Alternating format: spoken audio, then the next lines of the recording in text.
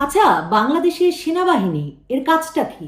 যুদ্ধ-টুদ্ধ তো করতে হয় নাই কোনোদিনই। দুইজন রাষ্ট্রপতি বঙ্গবন্ধু শেখ মুজিবুর রহমান আর জিয়াউর রহমানকে মেরে ফেলা, বাংলাদেশের রাজনীতিতে পেছনে পেছনে কাঠি নাড়া, একে তাকে তুলে মেরে ফেলা, যৌথ বাহিনীর নামে, র্যাবের নামে নাম বদলে, পোশাক বদলে একে তাকে তুলে নিয়ে যাওয়া, মেরে ফেলা, সকল খুন আর অপরাধের জন্য দায় মুক্তি পেয়ে তারপরেও দেশপ্রেমিক সেনাবাহিনী সেজে থাকা ছাড়া এদের কাজটা কি?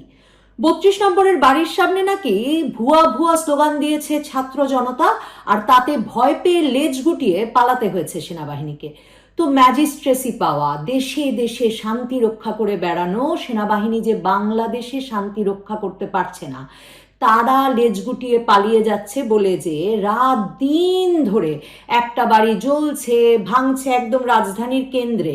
তো জাতিসংঘকে এর জবাব দিতে হবে না যে কেন এত বড় শান্তিরক্ষী সেনাবাহিনী নিজের দেশে শান্তি রক্ষা করতে পারছে না?